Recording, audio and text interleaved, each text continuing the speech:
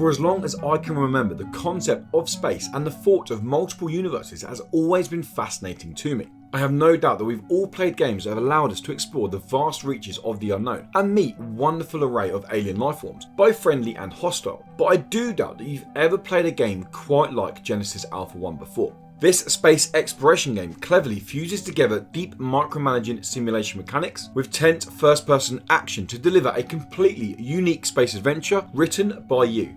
Genesis Alpha 1 starts you on this quest with a rather simple and quite frankly overused story. Humans have ruined Earth and you must search the Alpha 1 galaxy for a suitable planet to initiate a genesis and start a new home for humanity. You are responsible for one ship from a fleet of many, known as the Genesis Project. Now, all this sounds pretty vanilla, and well it kind of is, and that's the first thought I had when starting the game. However, just 20 minutes into my first Genesis mission, and I realised that Genesis Alpha 1 was so much more than any other space exploration game I'd ever played.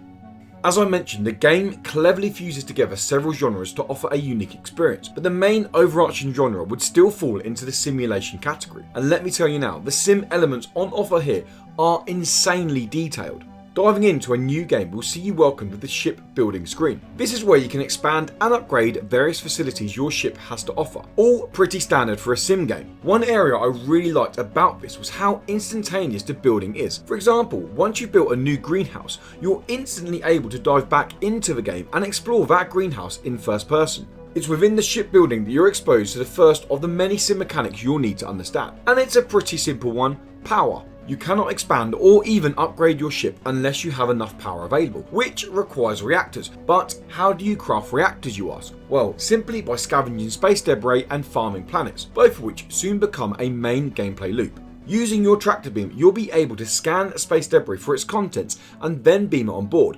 allowing you to build up a pretty healthy stock of materials and metals. These components can also be collected by sending a harvesting ship down to a planet to collect its resources, which you can even join for a little excursion yourself, but a lot more on that later. Now, collecting these crafting and building resources all sounds pretty simple, and the concept of it really is, all apart from the one small minor little detail that alien lifeforms can easily get aboard your ship via either the tractor beam or your harvesting ship. Now, you may be thinking, what's one little bug? Which is kind of true, as when they are just one little bug, they're pretty easy to deal with. However, you let these buggers go unattended and that is it. Goodbye Genesis Project. I've had several missions where everything was going absolutely perfectly. Then out of nowhere I started losing power to a module. Then all of a sudden the oxygen went out. Then the module exploded, killing some of my cloned crew. All to realise that it's because a single small alien had set up shop in my ship's access route. Don't panic, having critters aboard your ship doesn't always result in a game wipe, especially if you have some decent defences set in place, which kinda leans further into the simulation side of the game, and let's be honest, feels pretty kick-ass setting up all these defences.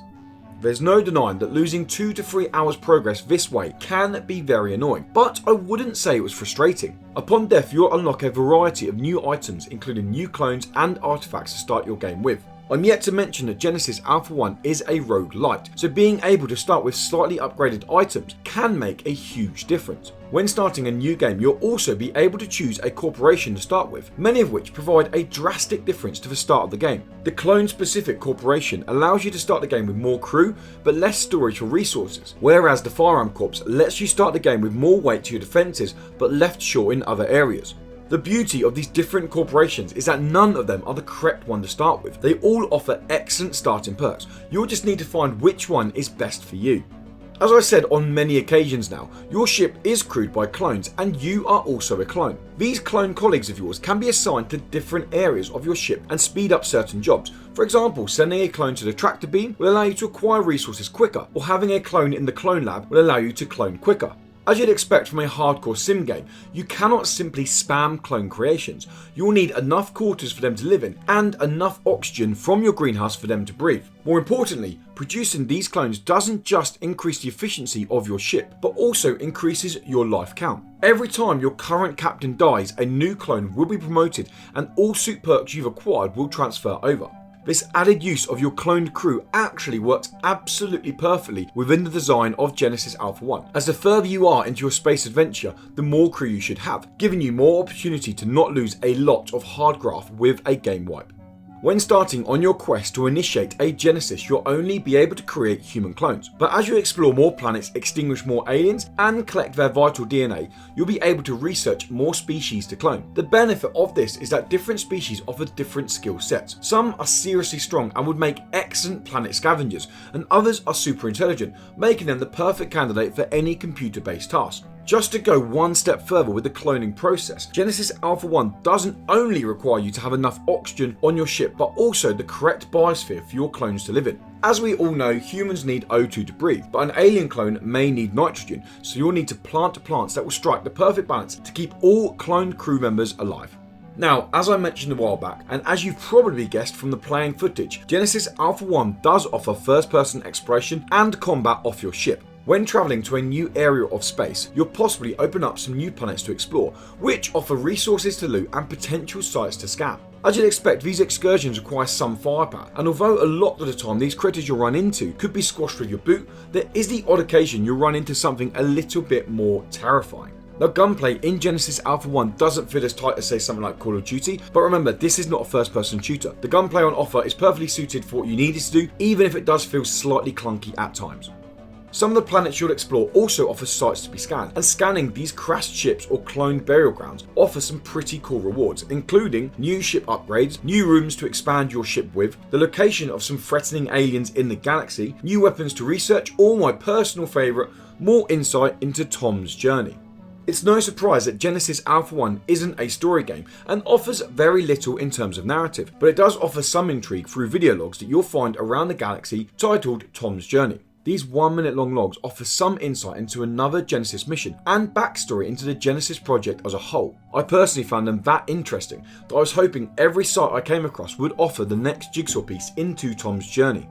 I realise I've just reeled off pretty much everything Genesis Alpha 1 has to offer and not fully gone into depth for how well it does all of them. And that's just it. It does everything it offers pretty damn well. Granted, it may be a jack of all trades, master of none, but nevertheless, it's a very, very good jack of all trades. Every resource has its use and is never wasted. Every sim mechanic works hand in hand with each other. And when stuff starts to go wrong, and trust me, it will go wrong, there's always a chance to save it. Don't get me wrong, Genesis Alpha 1 isn't perfect. For a very complex game, the tutorial offers very little insight into some key mechanics, and you can often find yourself in a repetitive routine of resource farming, especially in the early game. But with all that said, I've really enjoyed every Genesis mission I've embarked on, and look forward to continuing to embark on them until I've explored every reach of the Alpha 1 galaxy. To see more on Genesis Alpha 1, why not watch us play through the first 30 minutes now? And to keep up to date with more indie game content, including the latest reviews, indie game news, and a weekly indie game podcast, make sure you subscribe to Indie Credible. Until next time guys, thanks for watching, and goodbye.